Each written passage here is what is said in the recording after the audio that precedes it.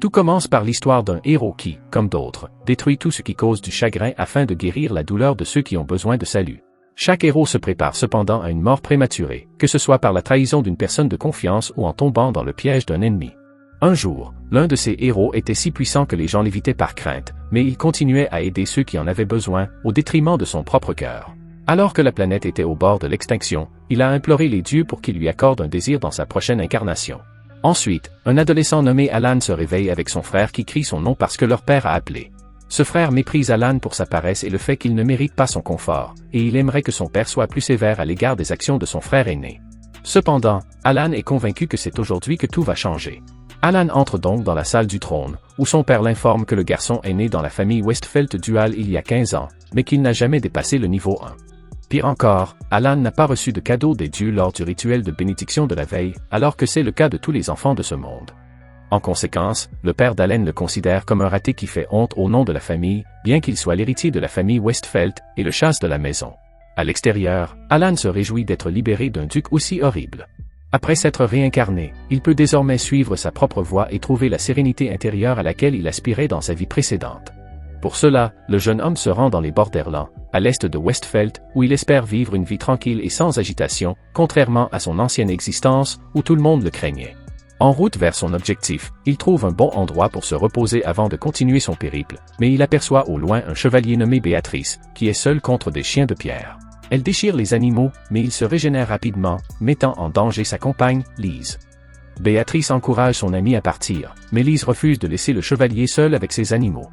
En observant la scène, Alan reconnaît la première princesse du royaume d'Adoastella à Oella et se demande ce qu'une princesse peut bien faire là. Nous sommes alors plongés dans un souvenir où Lee entend des visiteurs d'une cérémonie insulter Alan, l'héritier de la maison ducale d'Adoastella, en le traitant de lâche, et Craig est sans doute triste d'avoir perdu sa femme et d'être laissé avec ce fils défaillant. Lee s'emporte contre les hommes, affirmant qu'Alan est un jeune homme très correct. Face à ce souvenir, le jeune homme croit pouvoir protéger celle qu'il a sauvée.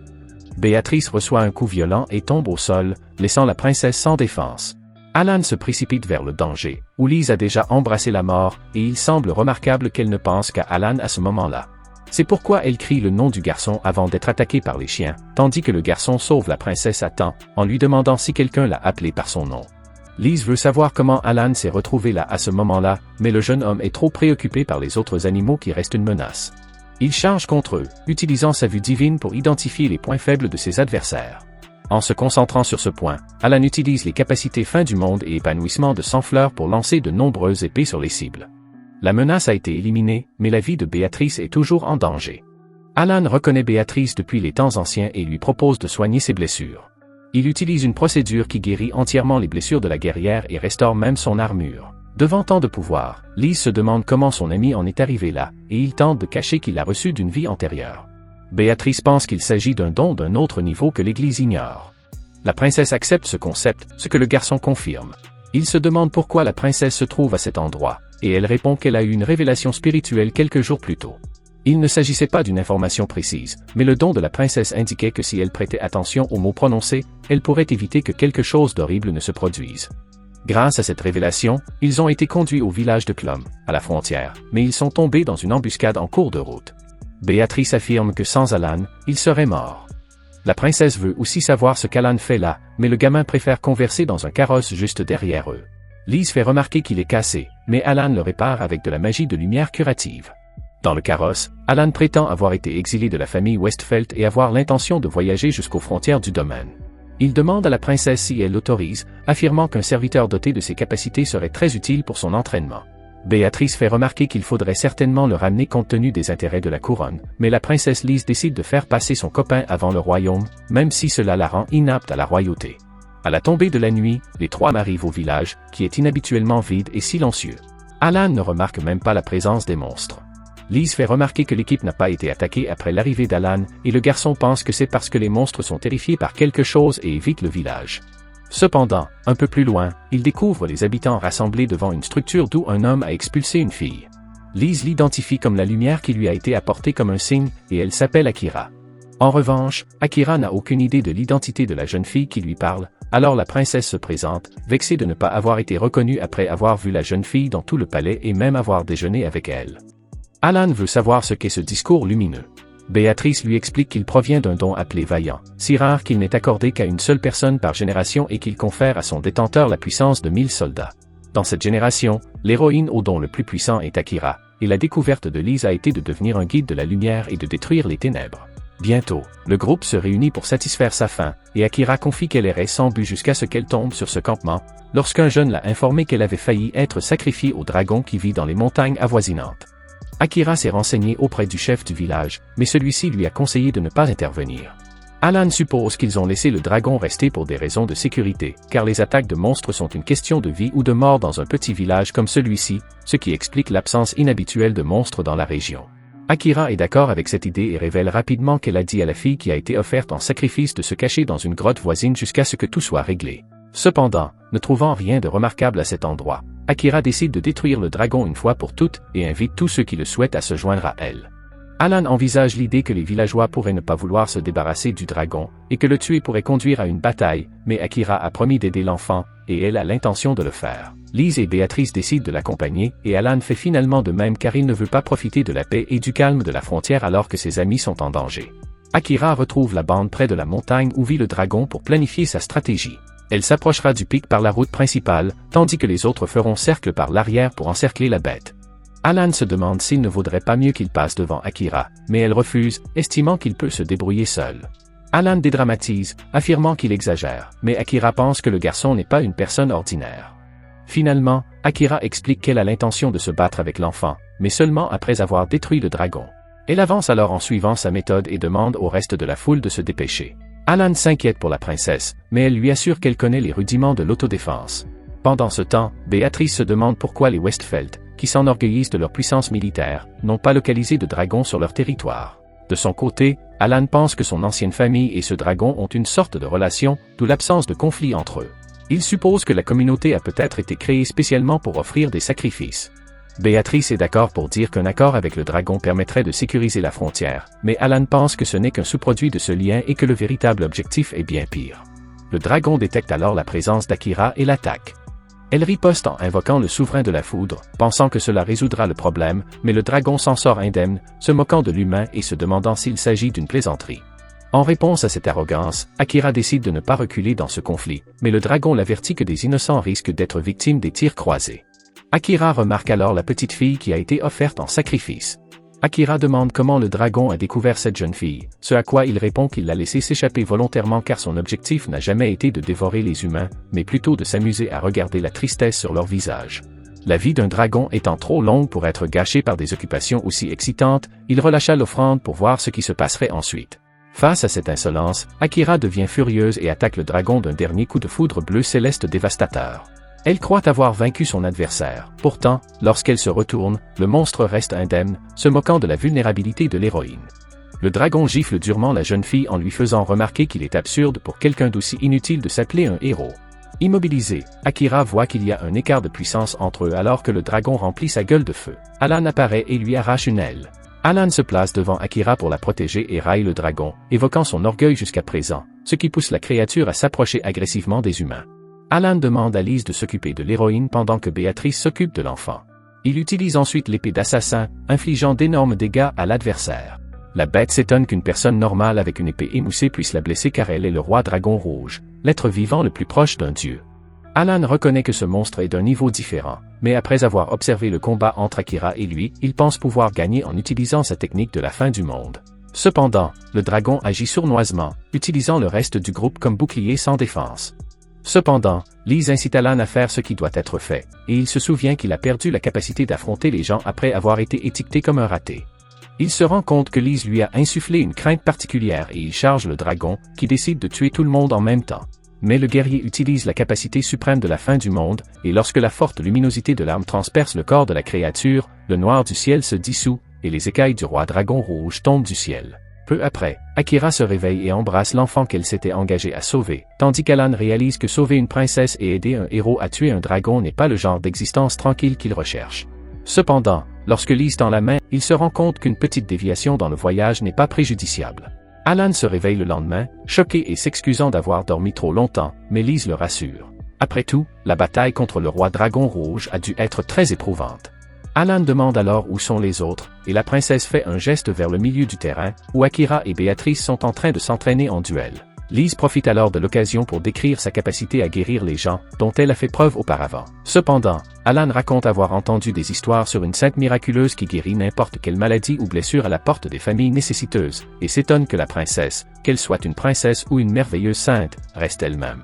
Sur ce, une atmosphère d'attachement se développe entre les deux, mais Akira demande à Alan de s'entraîner avec eux, rompant ainsi ce moment d'intimité. Les aventuriers font ensuite leurs adieux à Akira et à la petite fille sauvée, à qui ils ont proposé de les accompagner dans leur voyage, mais elle n'aime pas les carrosses et préfère marcher. Lisa demande si Akira est sûr. Elle veut rester avec l'enfant, mais elle dit qu'ils se sont déjà liés et que sa famille n'existe plus, donc la ramener dans la même ville n'est pas une bonne idée. La petite fille est folle de joie à l'idée de commencer une nouvelle vie, tandis qu'Akira s'excuse auprès d'Alan pour l'épée brisée, disant qu'elle aurait dû tuer le dragon au lieu de tout laisser à l'enfant. Akira ne se sent donc pas à la hauteur et envisage de remettre la puissante épée à quelqu'un qui la mérite, en l'occurrence Alan. Alan dit qu'il n'a pu gagner qu'avec l'aide d'Akira, et que pour le petit enfant à ses côtés, Akira est le seul héros qui compte dans le coin. En fin d'après-midi, le père d'Alan informe un étrange homme en costume que le roi dragon rouge a été détruit alors qu'il tentait d'attirer l'héroïne dans une embuscade. L'homme en conclut qu'elle a reçu l'aide du saint, et le duc comprend qu'il y a plus que cela. Le jeune frère d'Alan est furieux de la mort du dragon, regrette que les chiens d'argile n'aient pu détruire la princesse et promet d'envoyer une meute entière la prochaine fois pour éviter l'échec. Cependant, le duc leur rappelle que la mort du dragon a limité la quantité de matériaux disponibles, et qu'ils ne peuvent donc pas gaspiller des formes de vie magiques. Le gars pense qu'être économe permettra à la princesse de s'échapper, mais le duc lui dit que tant que les cibles se trouvent dans les territoires de Westfeld, il y aura beaucoup d'occasions de l'attraper. Plus important encore, le duc veut savoir si l'elfe a été retrouvé, ce à quoi l'homme mystérieux répond qu'il n'y a pas lieu de se presser car il remettra bientôt la tête de l'elfe au noble. Après le départ de l'homme en costume, le duc se réjouit de pouvoir enterrer ses irritantes marionnettes des dieux et de se venger de la famille Westfeld. Pendant ce temps, dans la calèche, Alan s'enquiert d'une connaissance de Lise, un forgeron, et celle-ci lui apprend que ce forgeron vit à Granholm, une ville proche de la leur. Lise souhaite demander à son ami de fabriquer une nouvelle épée pour Alan. Celui-ci, à son tour, est surpris d'apprendre l'existence de villes frontalières, tandis que Béatrice insiste sur le fait que leur connaissance est un forgeron compétent, malgré le fait qu'il n'y ait pas beaucoup d'elfes. Lise s'excuse alors auprès d'Alan de l'avoir mis dans cette situation et lui propose de lui donner l'épée en guise de récompense. Alan apprécie le cadeau mais se demande si la princesse doit retourner à la capitale. Elle révèle qu'en plus d'être avec Béatrice, elle a déjà prévenu son père. La nuit arrivant, la compagnie monte le camp pour dormir, et Béatrice propose d'allumer un feu, mais Alan utilise sa magie pour produire du feu pour tout le monde, laissant la guerrière surprise. Lise, fatiguée, s'endort sur l'épaule de son amie, ce dont Béatrice se moque, affirmant que ce n'est pas grave puisqu'elles sont fiancées. Mais Lise lui fait comprendre qu'elles ne sont plus fiancées et qu'elle ne veut pas dormir sur les genoux du garçon. Malgré ses remarques, elle s'endort sur l'épaule d'Alan, qui réalise qu'il s'agit de son premier moment de paix depuis qu'il est sur cette planète. Il se souvient que sa première rencontre avec Lise s'est déroulée par une magnifique nuit de lune. Ce jour-là, elle a repéré Alan sur un balcon et s'est présentée, déclenchant une conversation sur la beauté de la nuit. De plus, elle révèle qu'elle compte désormais sur le garçon car ils sont fiancés, ce qui trouble Alan. Le lendemain matin, ils arrivent à Granholm, qu'Alan décrit comme étant si active qu'elle ne semble pas être une ville frontalière. Béatrice fait remarquer que les visiteurs et les vagabonds passent souvent par ce type de ville parce qu'elle est située à la frontière.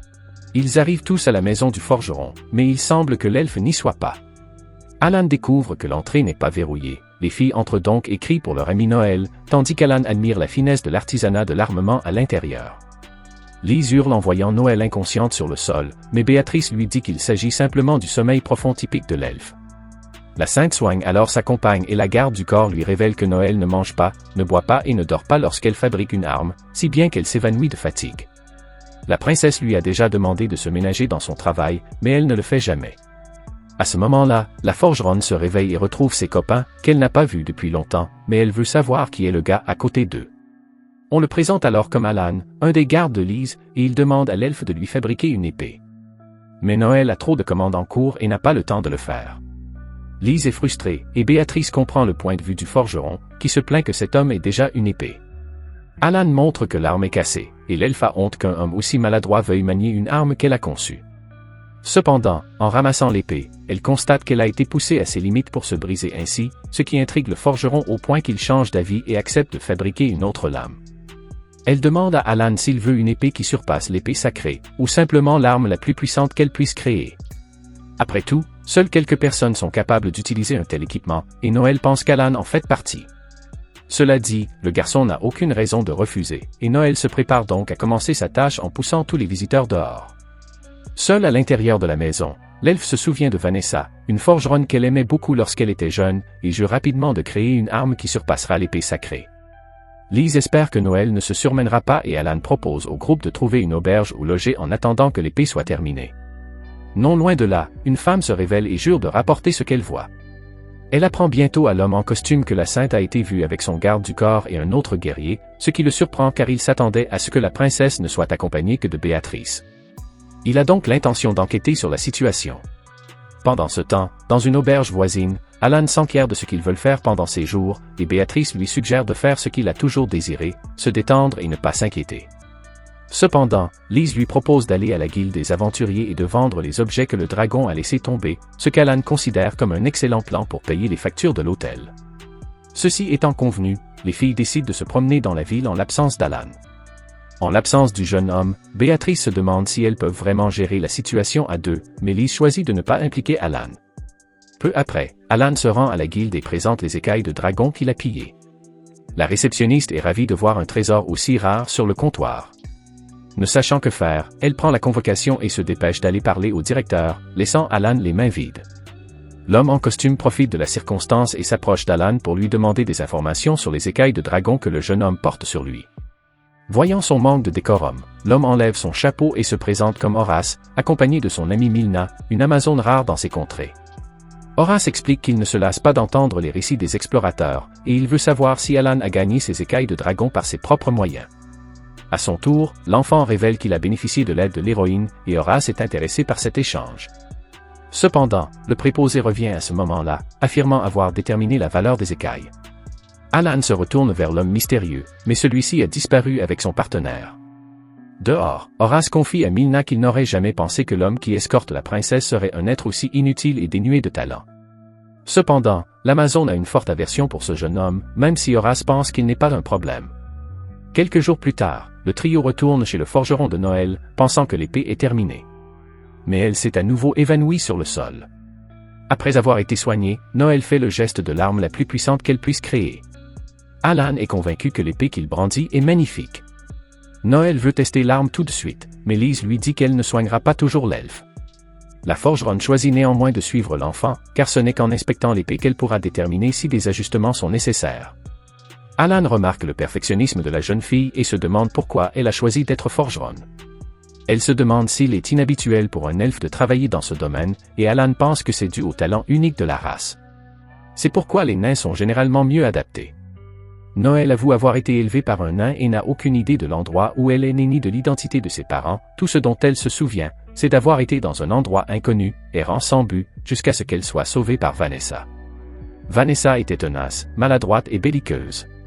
Elle n'a jamais voulu apprendre à Noël à fabriquer une épée, mais elle est restée un maître essentiel pour l'elfe. Au lieu de conclure l'histoire, Noël décide que cela n'a pas d'importance et s'enfuit pour ne pas s'exposer personnellement. Horace en profite pour réapparaître, disant qu'il aimerait entendre d'autres histoires de ce genre. De retour en ville, Alan perçoit quelque chose d'étrange chez cet homme et cette Amazone, mais avant qu'il ne puisse parler, Noël presse le jeune homme de terminer le test de l'épée. L'elfe étudie Horace et croit qu'il s'agit de quelqu'un qu'elle connaît, mais elle abandonne rapidement cette idée. Alors qu'il s'éloigne, l'homme en costume dit à Milna que le jeune homme ne s'est probablement pas immiscé dans leurs affaires, et il supplie l'Amazone de surveiller Alan pour qu'il ne découvre pas le secret. De retour auprès du guerrier, celui-ci essaie l'épée sacrée, et après avoir combattu quelques animaux, il est satisfait de la lame. Noël vole alors l'arme et démontre son habileté, c'est-à-dire sa capacité à discerner des conditions invisibles à l'œil nu dans ce type d'arme. En analysant l'angle, la vitesse et la posture précise d'Alan avec l'épée, elle est convaincue que l'image qu'elle s'était faite de lui en tant qu'utilisateur idéal de l'épée sacrée était vraie. Cependant, elle est curieuse de savoir comment le jeune homme s'est débrouillé face à un monstre plus coriace. Elle lui demande donc de poursuivre sa route, plus profondément dans la forêt. Ils arrivent à un endroit où Noël prétend qu'il y a toujours eu de nombreux monstres, mais il est vide, et elle suppose qu'ils sont effrayés par la présence d'Alan. Cependant, le jeune homme est certain que la terreur n'est pas due à lui, mais à quelque chose d'autre qui se trouve à proximité. Il jette un sort pour dissiper le brouillard et fait apparaître un loup massif qui effraie Noël, lui rappelant que cette chose a avalé Vanessa. Face à cela, elle bafouille de terreur avant de demander à Alan d'utiliser l'épée sacrée pour mettre fin à la bête sauvage. Nous retournons dans le passé de Noël, où elle tente d'attirer l'attention de Vanessa. Vanessa est très concentrée sur sa profession. L'elfe dit qu'elle a faim, ce qui irrite Vanessa, qui fronce les sourcils pour tenter de distraire la petite. Cependant, les heures passent et le forgeron travaille toujours, tandis que Noël a réussi à trouver quelque chose à manger. L'elfe s'approche de Vanessa et se demande comment elle parvient à utiliser autant d'outils différents, mais Vanessa garde le silence. Irrité d'être ignoré, Noël se comporte mal, soulevant une épée massive avec ses mains avant de perdre l'équilibre et de tomber, renversant plusieurs objets. Malgré tout, Noël n'a pas reçu l'attention qu'elle souhaitait, aussi choisit-elle de reculer et de s'asseoir à nouveau près du nain. Noël se demande ce qu'il y a de si extraordinaire à marteler une épée toute la journée, surtout lorsqu'on se sent malade parce qu'on n'a ni mangé ni bu pendant des jours. Quand Noël se rend compte qu'elle n'obtiendra pas ce qu'elle veut à distance, elle s'approche de Vanessa, la traitant constamment d'idiote parce qu'elle ne comprend pas comment on parle, mais même cette stratégie échoue. Le lendemain, Noël dort n'importe où dans la maison tandis que le martelage se poursuit sans relâche, jusqu'à ce que Vanessa arrête son travail, fière de l'épée qu'elle a créée. Vanessa la soulève en souriant, tandis que Noël l'observe avec intérêt. Après cela, nous revenons à la situation actuelle, où Noël insiste pour qu'Alan tue la bête, mais il soutient qu'il n'a aucune raison de le faire car le loup dort simplement dans un coin, à l'écart des humains. Il refuse d'assumer la vengeance de l'elfe, alors Noël prend la lame et cherche à se venger elle-même. Cependant, Alan la met en garde, car la créature Fenrir possède une barrière qui annule tout assaut en dessous d'un certain niveau. Cette épée, par exemple, n'égratignerait même pas le monstre, et il dit à Noël qu'elle comprend cela car elle n'a pas encore fabriqué d'armes plus puissantes que l'épée sacrée. Alan laisse la décision à l'elfe. Il retourne à l'hôtel et informe le reste du groupe de la présence de la grosse bête dans la zone frontalière. Il pense que quelqu'un a amené le Fenrir sur cette terre puisqu'il était caché par la magie, et Alan a une théorie sur la raison de cette présence. Avant cela, il demande si Lise et Béatrice ont révélé leur véritable objectif, et les filles comprennent qu'elles ne peuvent rien lui cacher. Lise révèle qu'il y a environ 3 mois, le célèbre général Cyril, l'un des plus puissants du royaume, a été tué. Personne ne sait pourquoi, mais le meurtrier a emporté la tête du général avec lui. De nombreux sorts ont été jetés pour tenter de découvrir le mobile, mais celui-ci reste inconnu à ce jour. Le coupable est soupçonné d'être un démon, car ces êtres utilisent une magie que les humains ne comprennent pas. Cependant, les démons n'étant pas connus pour tuer des humains ou se préoccuper de politique, il est possible qu'ils agissent selon les directives de quelqu'un d'autre. Pour toutes ces raisons, Lise et Béatrice ont étudié cette affaire dans cette ville, et après réflexion, Alan pense avoir un suspect. Pendant ce temps, près de la frontière, Mylène se demande qui a pu défaire le camouflage des Fenrir, car ce n'est pas facile à faire. En conséquence, elle pense qu'elle a affaire à un ennemi plus sérieux qu'Horace ne le pense. Elle retourne voir son supérieur pour lui rendre compte de sa mission. Il lui annonce qu'il va bientôt passer à l'action car son temps dans cette ville est compté, et que Mylène doit donc apporter les crânes de l'elfe et des saints. Horace remarque que la jeune fille semble terrifiée par cette demande et se demande comment une Amazone aussi redoutée peut être aussi sensible. Un collier de servitude magique apparaît sur la jeune fille, et l'homme lui fait comprendre qu'il n'acceptera pas de refus. Pendant ce temps, Noël crée de nouvelles armes et se souvient du commentaire d'Alan selon lequel, en fonction des améliorations apportées à sa lame, elle pourrait un jour être capable de blesser un Fenrir. Noël veut qu'il lui dise tout ce qu'il sait à ce sujet, et Alan prévient l'elfe de ne pas être négligent avec ce qu'il va lui apprendre. Persistant dans son objectif, Noël est persuadé qu'un jour elle pourra vaincre l'épée sacrée, mais la fatigue la fait s'endormir à nouveau. Noël fait alors un cauchemar dans lequel les Fenrir attaquent sa maison, et elle se retrouve piégée sous les débris tombés du plafond. Vanessa tente de combattre le Fenrir, et Horace avoue qu'elle est une superbe forgeronne, ce qui lui pose problème car il ne veut pas que quelqu'un puisse créer des armes supérieures aux épées sacrées. Vanessa s'avance alors vers le loup, mais son bouclier magique brise sa lame, la laissant vulnérable face à la créature. Après s'être occupé de Vanessa, le Fenrir charge sur l'elfe, mais Akira apparaît et lui lance un éclair. Le sort n'ayant que peu d'impact sur lui, l'héroïne s'avance et le tranche avec son épée, faisant fuir Horace aux côtés de la bête. Après la fuite des assaillants, Noël se rend sur la dépouille de son maître pour faire son deuil. Akira tente de la persuader de soigner ses blessures, mais Noël se demande pourquoi l'héroïne possédait une épée capable de blesser le loup alors que Vanessa n'en avait pas. Bientôt, la jeune elfe serre contre elle l'arme que son maître a mis tant de temps à créer et sanglote devant son corps. À l'aube, Noël se réveille en se sentant anormalement légère et en entendant du tapage à l'extérieur. Elle croit que c'est Lise, mais Alan vérifie que le forgeron n'en fait pas trop. Comme promis, après une longue journée de travail, le forgeron termine une nouvelle lame et retourne dans la forêt où le Fenrir a été vu pour la dernière fois. Après un long voyage, Noël affronte son adversaire et lève la lame pour pénétrer la bête, mais celle-ci entend le bruit de l'épée et frappe d'abord l'elfe. Horace arrive et est impressionné que la jeune fille n'ait pas été rendue inconsciente par un coup de Fenrir. Finalement, il admet qu'il la cherchait. L'elfe demande si le gars va la tuer, comme il l'a fait avec Vanessa, et en entendant son nom, Horace se gratte le menton et se rappelle que cette elfe lui semblait familière car c'était elle qui était avec le forgeron nain. Horace pense donc que le meurtre du maître et de l'apprenti par Fenrir est un coup du sort, mais Noël s'efforce de l'empêcher. Cependant, lorsqu'elle charge le loup, celui-ci saute par-dessus elle et la frappe de sa patte. Horus veut poser une dernière question avant que l'elfe ne soit consumé. Il veut savoir si elle le servira, car son immense talent serait gaspillé dans l'estomac de Fenrir.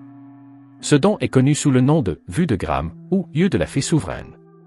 Il n'existe que 5 dons reconnus et uniques au monde, et celui-ci en fait partie.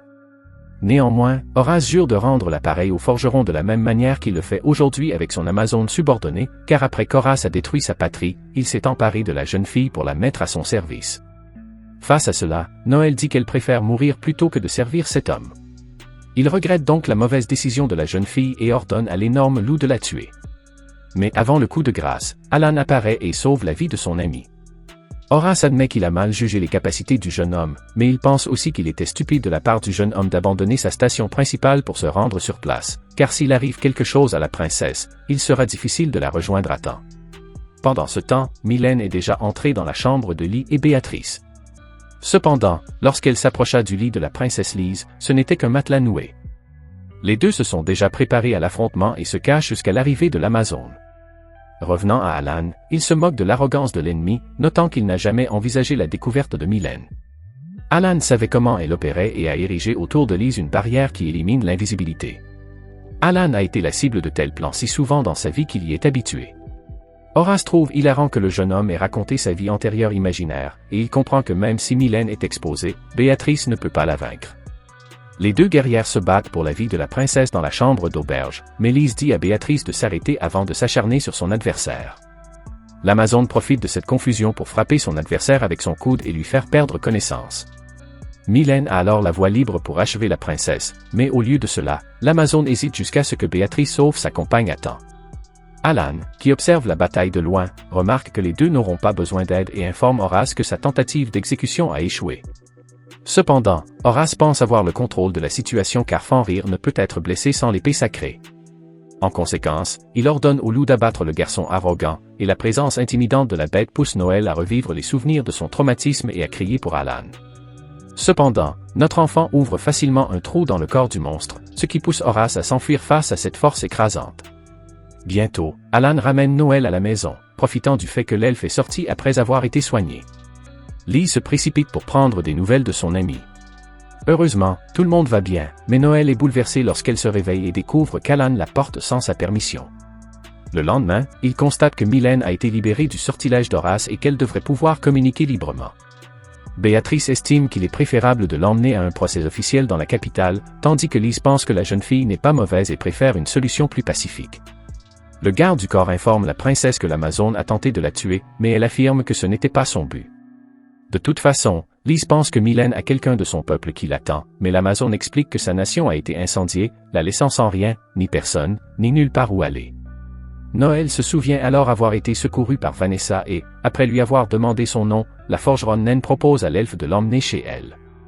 Bientôt, dans un moment d'empathie, l'elfe forgeron rompt les liens de l'Amazone et la libère, demandant à la jeune fille de résider chez elle. Béatrice prétend que cette femme pourrait à tout moment agresser Lise, mais Noël pense le contraire, et si cela arrive, Mylène sera sévèrement réprimandée. Sur ce, Amazone est émue par le soutien qu'elle a reçu de cet inconnu et se met à pleurer. Béatrice pense qu'elle a été trop dure avec la jeune fille, mais elle pleure en fait des larmes de plaisir. Alan reconnaît alors que le problème actuel est résolu. Alors, au milieu de la nuit, il retourne seul dans la forêt et réalise un formidable sortilège. Pendant ce temps, Horace est loin d'être certain d'avoir évité la mort. Il se demande tout de même qui est ce jeune homme si doué. En parlant de lui, Alan a jeté un sort aux coordonnées exactes où se trouvait le vieil homme. La magie se répercute sur l'homme, provoquant une faille le long de la route. Par la suite, une entité terrifiante s'approche calmement de l'homme. Alan entre alors pour poser quelques questions, mais il semble que quelqu'un soit arrivé en premier. La créature retourne ensuite auprès du comte de Westfeld, l'informant qu'il a tué Horace pour empêcher la fuite du savoir. Selon le duc, c'était le strict minimum à faire car les démons sont les seuls responsables. Son fils poursuit en racontant que les démons se sont donnés en spectacle pour éviter d'assassiner le saint ou l'elfe. En fin de compte, il apparaît qu'ils ne sont pas aussi bons qu'ils le promettent. Le démon se présente et déclare qu'il va s'occuper de la princesse et de l'elfe. Le type déclare qu'il s'occupera du héros de l'archevêque, mais son fils demande à rester avec l'archevêque. Après tout, il n'est pas un raté comme son frère et il est capable de gérer cette situation. La princesse Riez voyage avec son oncle et l'entourage royal lorsqu'ils sont soudain attaqués par d'affreux monstres volants. Les gardes avec leurs casques en fer blanc ne font pas le poids face à ces monstres puissants. L'oncle de Riez lui demande de rester dans le carrosse pendant qu'il se précipite pour aider à combattre ces monstres. Riez regarde autour d'elle et constate que de nombreux monstres grignotent ses gardes du corps quand l'un d'eux décide de lui dire bonjour et brise la vitre, l'envoyant voler sous le siège. N'ayant aucun moyen de se protéger, elle ne peut que crier. Le monstre jette un coup d'œil à l'intérieur pour voir ce qui se passe quand il hurle de douleur lorsque l'oncle le poignarde dans le dos. Mais le monstre refuse de se laisser abattre sans se battre et se retourne pour déchirer l'abdomen de l'oncle, déversant ses entrailles. Il regarde une dernière fois sa nièce avant d'être pris par le monstre qui tente de le dévorer vivant, mais son épaisse armure de métal empêche les dents acérées du monstre de le transpercer. L'oncle utilise ses dernières forces pour poignarder le monstre une dernière fois et tous deux tombent dans la rivière au pied d'une falaise abrupte. Riez se fige de peur et reste ainsi. Aujourd'hui, Allen, Riez et Béatrice entrent dans un village paisible. Les villageois sont occupés à préparer le festival des esprits du retour, au cours duquel ils accueillent les esprits de leurs ancêtres disparus. Bien qu'elle soit la plus blindée et la plus grande, Béatrice est la seule à serrer fermement son épée, effrayée. Un autre villageois se joint à elle et explique qu'il n'y a pas lieu de s'inquiéter, car tout ce qu'ils font, c'est se déguiser en fantôme et danser. Béatrice laisse échapper un petit rire, essayant de dissimuler son embarras. À ce moment-là, Riez demande aux villageois s'ils connaissent quelqu'un qui porte une armure d'argent, car elle a entendu parler de quelqu'un comme ça dans le village. Les villageois ont l'air confus et s'excusent de ne pas connaître une telle personne. Riez est déçu de ne pas avoir trouvé son homme mystérieux, et Béatrice se demande si l'existence d'un tel homme n'est qu'une rumeur. Allen se souvient que pendant leur recherche, ils étaient encore chez Noël. La guilde des aventuriers n'avait pas non plus d'informations. Noël se souvient avoir entendu un de ses clients réguliers, également aventurier, parler d'un fantôme apparaissant dans un certain village, supposé appartenir à la famille royale. Soudain, Noël change d'attitude et parle d'un fantôme rancunier, né de l'oppression de la famille royale. Il porte une armure d'argent éclaboussée de sang et traverse le cimetière nuit après nuit. Béatrice s'agace de cette explication absurde lorsqu'un bruit sourd retentit dans toute la maison. Béatrice est la première à sursauter et à crier comme une fillette de 6 ans. Elle se rend vite compte qu'elle est la seule à crier et s'arrête pour tousser, mais nous savons tous qu'elle ne peut pas se racheter de son embarras. Alors qu'elle tente frénétiquement d'expliquer qu'elle n'a pas peur, Riez réfléchit un moment avant de suggérer qu'il devrait se rendre dans ce village pour enquêter. Tout le monde a l'air surpris, et Allen déclare qu'ils ne peuvent pas ignorer la possibilité que la famille royale sache ressusciter les morts. C'est pour cette raison qu'ils se rendent actuellement dans ce village. Allen leur rappelle que Noël a parlé d'un cimetière et leur propose d'aller le visiter. Ils s'aventurent tous les trois dans le cimetière à l'allure sinistre. La nuit commence à tomber et Béatrice ne veut pas prendre de risques, elle sort son épée. Elles entendent un bruissement de buissons derrière elles, ce qui les fait sursauter. Ils se retournent et découvrent un homme sans iris qui se tient debout, hébété. Ils reconnaissent immédiatement qu'il s'agit de l'homme à qui ils ont parlé plus tôt. L'homme les conduit à la maison du chef du village pour qu'il puisse lui poser quelques questions. Allen lui demande ce qu'il faisait au cimetière. L'homme répond qu'il passait par là lorsqu'il les a vus et qu'il a décidé de s'arrêter. Il parle d'une manière animée et prend bientôt congé. Le trio s'assoit avec le chef du village, qui leur dit qu'ils n'ont pas entendu de rumeurs sur un fantôme à l'armure d'argent. Il leur propose de passer la nuit chez lui, car le lendemain, c'est la fête. Cette nuit-là, Riez rêve de son oncle, qui était une figure paternelle pour elle, et qu'elle appelait souvent « père ». Elle se souvient qu'il lui avait dit que, dans toutes les situations, croire en l'autre est la chose la plus importante, car cette croyance devient un lien qui les unit. Riez se réveille avec une révélation et se dirige vers la fenêtre où elle voit un chevalier en armure d'argent. Elle l'appelle, pensant qu'il s'agit de son oncle, et le suit jusqu'au cimetière. Soudain, c'est une scène de Walking Dead qui se déroule, les corps sortent de leur tombe et se dirigent vers Riez de façon inquiétante. Riez fait ce qu'elle fait le mieux, elle crie. Elle est soudain réveillée par Allen, qui est venu la voir après l'avoir entendue crier. Il semble qu'elle ait fait un cauchemar. Réalisant que ce n'était qu'un rêve, elle serre Alan dans ses bras. Le lendemain matin, les gens se rassemblent avant le lever du soleil, vêtus de toutes sortes de costumes d'Halloween, et dansent autour d'un grand feu de joie. Pendant ce temps, le trio garde ses distances, déconcerté par la façon dont les villageois célèbrent les morts, ce qui serait considéré comme un tabou dans leur royaume. Allen se moque en disant qu'en tant que chevalier du royaume, pourquoi ne met-elle pas un terme à tout cela? Béatrice s'empresse de rétorquer que puisque cela ne cause de problème à personne, c'est très bien. Allen remarque que Riez a l'air stressé, mais ne dit rien. C'est alors que l'homme de tout à l'heure s'approche d'eux et les encourage à danser à leur tour. Riez refuse poliment, disant qu'elle aimerait se reposer, mais encourage Allen et Béatrice à s'amuser. Allen utilise ses yeux magiques à rayons ultraviolets pour détecter tout danger. Après s'être assuré qu'il n'y a pas de danger, il court le rejoindre et Béatrice le suit. Pendant ce temps, Riez reste sur place, mais elle sent bientôt quelque chose et quelqu'un l'appelle par son nom. Elle se retourne et voit un chevalier en armure d'argent s'éloigner au milieu des villageois déguisés en fantômes. Elle se précipite immédiatement, traversant la foule et pénétrant dans la jungle. Elle sent à nouveau l'odeur et lève les yeux pour découvrir son oncle au loin. L'odeur émane de lui, ce qui se produit lorsque l'on ne prend pas de douche pendant des jours. Il lui dit qu'il est dangereux de s'en prendre à lui comme ça, toute seule. Elle l'appelle père et il lui rappelle qu'il est son oncle. Elle lui dit qu'après sa disparition, une opération de recherche a été mise en place, mais qu'il n'a pas été retrouvé. Elle lui demande ce qu'il a fait pendant tout ce temps. Il admet qu'il en voulait à la famille royale. Il s'est caché de la famille royale pour pouvoir se venger parce que le père de Riez essayait de se débarrasser d'elle. Il explique que le roi s'en prend à la vie de ceux qui possèdent des dons innés. Il s'agit des personnes qui possèdent le pouvoir de vaincre le dragon, le pouvoir de créer des armes inégalées, le pouvoir de doubler la force des soldats et d'apporter la gloire à la nation, le pouvoir de lire n'importe quel don et, enfin, le pouvoir de Riez en tant que sainte. Chacun de ces pouvoirs étant susceptible de détruire le royaume, le père de Riez pense que le pouvoir de Riez n'est pas suffisant. Le père de Riez pense que ces personnes dotées de pouvoir, connues sous le nom de marionnettes des dieux, sont censées faire des ravages sur ordre des dieux. L'oncle tend la main et dit qu'il veut sauver Riez et lui demande de se joindre à lui pour vaincre son frère. Riez, cependant, refuse et dit qu'elle croit que s'ils peuvent parler, ils peuvent arriver à un accord et répète ce qu'il lui a dit une fois à propos de croire en les autres. Soudain, l'oncle se met à l'éviter et, avec un sourire menaçant, il déclare que son cadavre ne sera pas gaspillé. Il rengaine alors son épée et la frappe, mais son attaque est contrée par Allen qui arrive juste à temps pour bloquer l'attaque. L'oncle reconnaît Allen, l'ex-fiancé bon à rien de Riez. Allen exige qu'il leur rende l'oncle Alfred. Allen utilise paradoxe parallèle, rupture de sort sur l'oncle. Soudain, les fils du sort qui contrôlent l'oncle se brisent, et l'oncle reprend ses esprits. Cependant, il leur demande de rester à l'écart et déclare qu'il est déjà mort.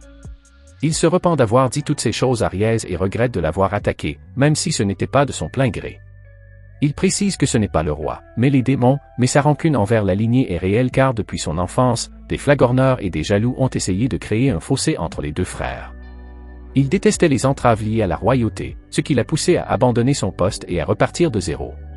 C'est ainsi qu'il est devenu vice-capitaine du premier escadron de chevaliers. Il admet que Riez est la seule à lui avoir apporté le bonheur. Il se tourne vers Allen et lui demande de s'occuper de Riez pour lui. Il ajoute que c'est une fille bien, mais qu'elle est aussi imprudente. Allen admet que c'était son plan depuis le début. Satisfait, il demande à Allen de s'entraîner avec lui une dernière fois. Allen accepte volontiers, malgré les protestations de Riez. Allen arrête Riez et lui explique que l'oncle lui confie Riez et qu'il veut s'assurer qu'il est digne de tenir sa promesse. L'oncle félicite Allen pour son intelligence et l'avertit qu'à cet instant, il n'est plus un cadavre mais un homme, un chevalier et un père. Ils commencent à se battre et font preuve d'une habileté exceptionnelle. Au milieu du combat, l'oncle rappelle à Allen que c'est le festival des esprits qui reviennent, quand les vivants et les morts se mêlent, un rêve d'une seule nuit. Une chance de danser avec ceux qui ne reviendront jamais. Les deux hommes sont à égalité, et alors qu'ils continuent à se battre, Riez se souvient d'un autre souvenir avec son oncle. Elle lui a demandé s'il était vraiment fort et s'il la protégerait des monstres effrayants. Son oncle avait promis de la protéger jusqu'à ce que quelqu'un de plus fort que lui apparaisse. Elle pleure, et il se met bientôt à pleuvoir, comme si les nuages pleuraient avec elle. Il est temps pour l'oncle de partir. Vu la façon dont il est étendu sur le sol, il semble qu'il ait perdu le match. Il s'excuse d'avoir contrarié Riez, mais admet qu'il se sent à l'aise maintenant qu'il sait qu'elle sera protégée. Il admet également avoir ressenti de la joie chaque fois qu'elle a appelé son père. Il essayait de faire bonne figure chaque fois qu'elle le faisait, mais il sait à quel point il était difficile de ne pas montrer à quel point il était heureux. Riez lui tient la main et lui dit qu'elle l'aime, l'appelant père une dernière fois. D'une voix faible, l'oncle demande à Lyd de trouver le bonheur, puis il s'éteint à nouveau. Riez pleure amèrement. Ils retournent tous les deux au village, et la pluie cesse bientôt. Allen est plongé dans ses pensées lorsque le chef du village le rejoint et lui demande quand il l'a remarqué. Allen déclare, sans détour, qu'il sait depuis le début que les gens du village sont morts et qu'il les contrôle. Le chef du village demande pourquoi Allen n'est pas intervenu. Allen admet que les morts peuvent vivre parmi les vivants du village, mais que l'endroit est paisible. Le chef révèle qu'il est également un démon, mais Allen en accuse et déclare que supposer que tous les démons sont mauvais simplement parce qu'ils sont des démons n'est que de la naïveté. C'est alors que des zombies sortent à nouveau du sol et se dirigent vers lui, et Allen se rend compte que ce qu'il a dit ne s'applique peut-être pas à eux, après tout. Le chef veut faire d'Allen son pion et envoie des cadavres pour le maîtriser. Allen utilise sa magie pour briser les liens et neutraliser le contrôle du démon sur les morts vivants. Allen n'en a pas fini pour autant et remet sa lame en place. Il utilise World End, 2 d'un coup et tranche le démon et les cadavres en 2, leur offrant ainsi un moyen de s'en sortir. Le démon laisse derrière lui un cristal qu'Allen garde.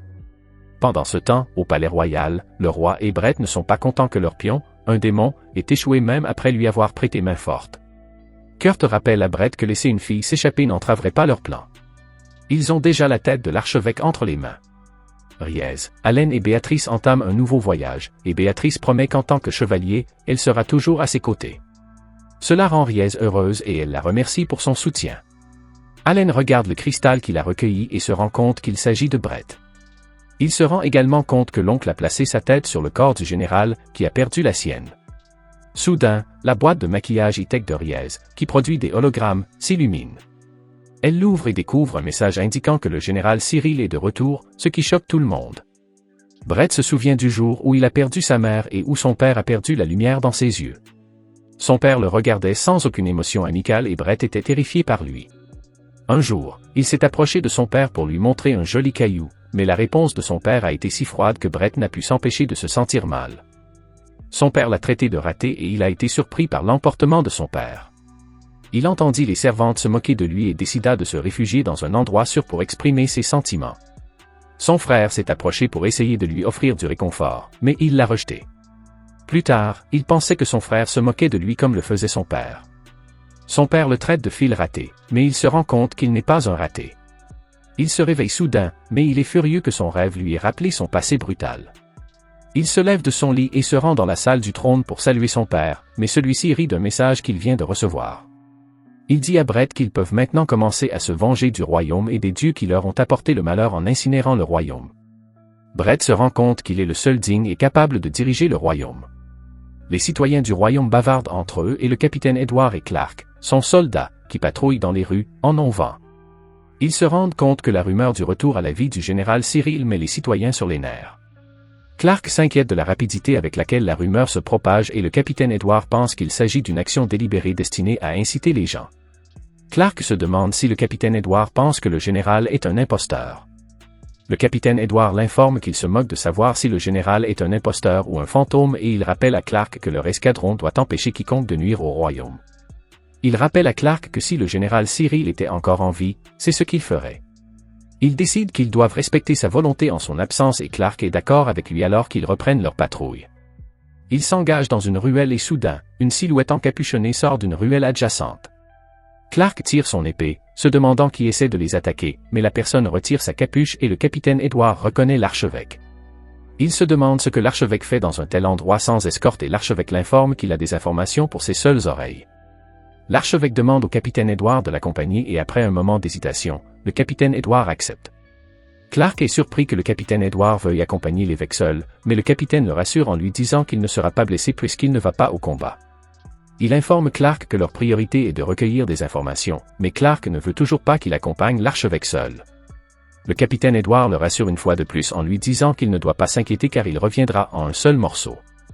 Il demande à Clark de s'occuper de tout le monde en son absence et suit l'archevêque dans l'allée. Clark observe avec émotion le départ du capitaine et après un certain temps, l'archevêque informe le capitaine Edward qu'ils sont arrivés à leur emplacement. Le capitaine est surpris que l'archevêque l'ait emmené sur le terrain d'entraînement et il se demande pourquoi il l'a emmené dans un tel endroit. L'archevêque l'informe qu'il a rempli son rôle et disparaît soudainement. Le capitaine Edward regarde autour de lui mais ne trouve personne. Craig apparaît soudain derrière lui et s'apprête à le poignarder dans le dos, mais le capitaine Edward sent sa présence et tire son épée à temps pour se défendre. Le capitaine Edwards félicite Craig d'avoir tenté de le surprendre, mais il l'informe que c'est impossible en raison de sa soif de sang. Craig est heureux de voir que le capitaine Edwards n'a pas changé, mais ce dernier n'est pas surpris que Craig commence une séance d'entraînement sans en avertir son partenaire.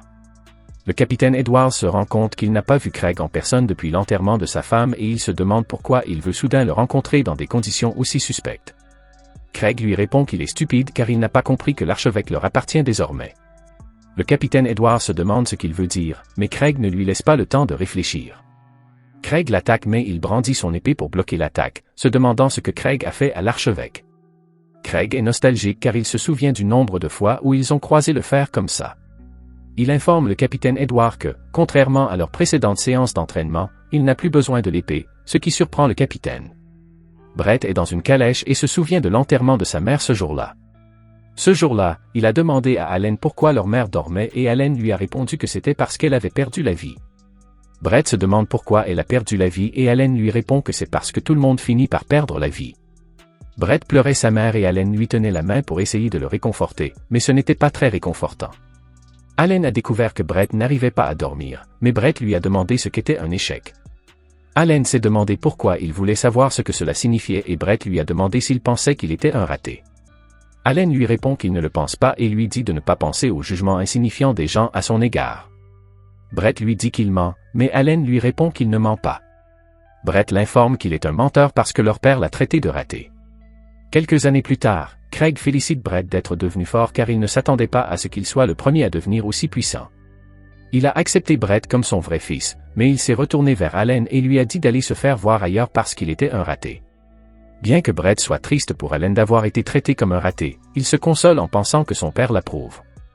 Lorsqu'ils étaient adolescents, Brett était en colère contre Allen parce qu'il avait accepté l'échec comme son nom, mais Allen l'a félicité parce que son dur labeur avait porté ses fruits. Brett était furieux parce qu'Allen faisait toujours comme si de rien n'était, même quand les gens disaient du mal de lui. Il a décidé qu'Allen n'était pas digne d'hériter du nom Westfeldt et s'est donc désigné comme héritier. Allen était persuadé que Brett se débrouillerait bien en tant qu'héritier de la famille, mais il lui a conseillé de ne pas choisir la mauvaise voie. Brett sort de sa réminiscence et se demande pourquoi il se souvient d'événements passés. Le démon lui apparaît pour l'informer que les choses se déroulent comme prévu. Il demande à Brett comment les choses se passent de son côté et Brett lui dit qu'il a réussi à attirer Edward dans son piège en utilisant l'archevêque comme pion. Le démon était furieux que le capitaine Edward ait le don d'annuler les autres dons dans un rayon d'un mètre, ce qui le rendait pratiquement invincible sur le champ de bataille. Le démon était sûr qu'il interférerait avec leur plan, ce qui serait gênant, mais Brett l'assure que Craig s'occupera du capitaine Edward. Brett informe le démon qu'il peut mettre leur plan à exécution grâce à sa capacité spéciale sans se soucier de celle d'Edward.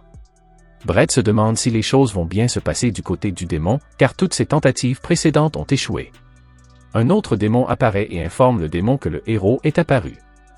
Les démons décident d'accompagner l'escadron des premiers chevaliers tout en prêtant à Brett une partie de leur force pour qu'il ne fasse pas d'erreur. Brett promet qu'il n'y aura pas d'erreur de sa part cette fois-ci car il n'est plus un raté. Akira dit à Sarah de rester près d'elle pour qu'elle ne se perde pas dans la foule et Sarah décide de s'accrocher à elle. Akira dit à Sarah qu'elle ne l'abandonnera jamais et elle lui tient la main pour qu'elle se sente en sécurité. Elle promet d'emmener Sarah dans un endroit où elle pourra rester en paix une fois que les choses se seront calmées. Akira conduit Sarah à travers la foule sans remarquer qu'un démon les suit à la trace. Elle se rend dans un endroit isolé et demande aux démons combien de temps ils ont l'intention de continuer à jouer à cache-cache.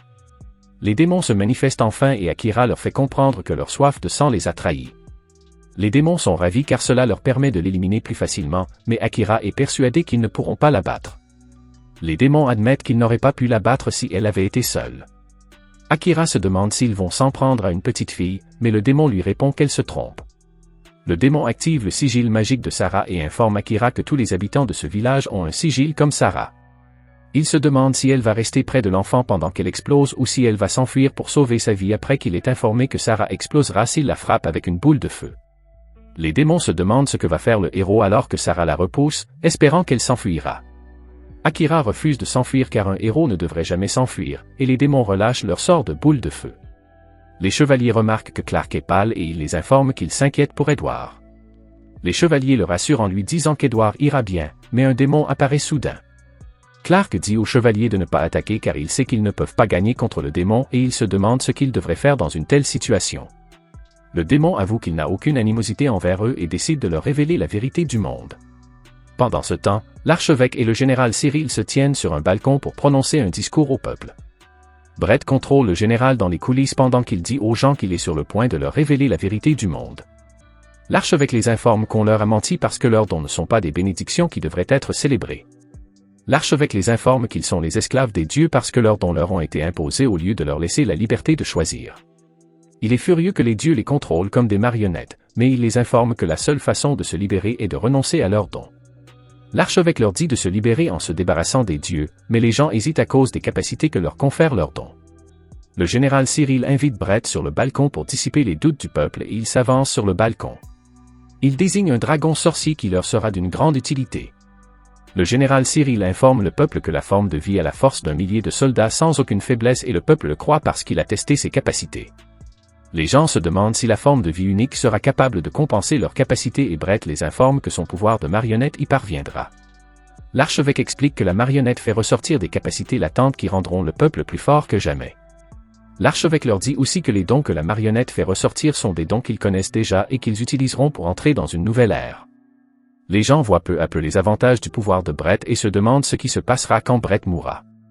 Brett les informe que même s'ils ne peuvent plus utiliser de dons, il y aura d'autres biens auxquels ils pourront faire confiance. Les gens se demandent de quoi il parle jusqu'à ce qu'un démon apparaisse soudainement et enlève son capuchon pour révéler son apparence. Les gens sont surpris de voir un démon et Brett admet que leur surprise est justifiée, mais il les assure qu'ils ont établi une relation de coopération avec les démons. L'archevêque les informe qu'ils n'ont pu apprendre la vérité que grâce aux démons.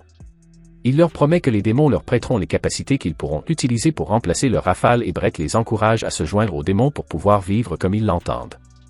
Les gens acclament Brett et il reçoit toutes leurs félicitations. Pendant ce temps, Edward est toujours aux prises avec Craig qui parvient à le blesser avec son épée. Craig se demande pourquoi Edward n'a pas abandonné alors qu'il est clair depuis un moment qu'il va perdre le combat.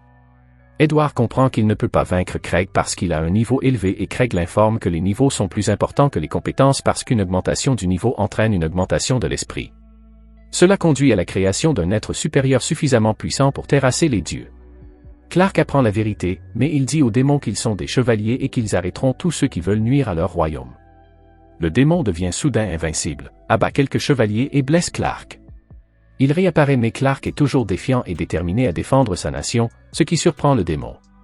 Le démon conclut qu'il est un imbécile et Henriette les surprend, disant aux démons qu'ils doivent être imbéciles pour devenir chevaliers et protéger leur pays aveuglément. Craig met Edward à terre et tente de se relever, mais Edward l'avertit de rester à terre. Le démon entre en scène et Craig se demande s'il l'a vaincu. Akira enlève le déguisement du démon et Craig se demande comment elle est encore en vie. Elle se souvient qu'elle a été sauvée parce qu'Allen a annulé le sceau de Sarah et elle se demande ce qu'Allen sait de ce qui se passe. Pendant ce temps, Brett est en train d'écouter les louanges des gens quand Allen l'appelle soudainement. Brett se demande ce que l'échec fait devant lui. Si vous avez aimé la vidéo, abonnez-vous, laissez un like et un commentaire pour aider la chaîne à grandir. Merci d'avoir regardé cette vidéo.